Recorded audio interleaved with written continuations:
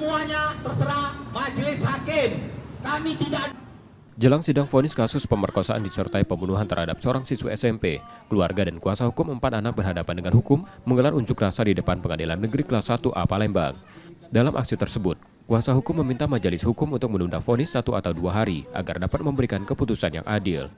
Agar meminta kepada pengadilan, dalam hal ini majelis hakim, agar kalau memang masih diperlukan, agar ditunda dalam waktu 1-2 hari, untuk artinya bagi majelis hakim itu menilai perkara ini secara objektif, secara arif dan bijaksana, hati-hati, karena perkara ini berjalan tiap hari.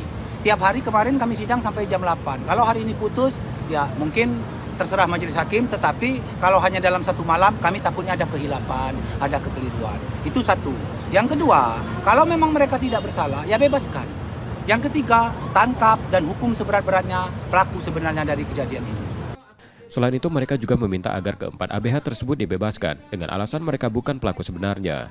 Yudi Kiswanto, Kompas TV, Palembang, Sumatera Selatan.